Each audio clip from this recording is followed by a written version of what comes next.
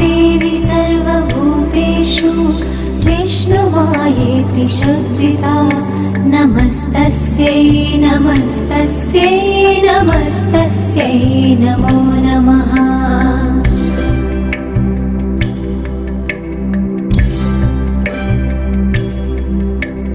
या देवी सर्वभूतेषु चेतनेत्यभिधीयते नमस्तस्यै नमस्तस्यै नमस्तस्यै नमो नमः।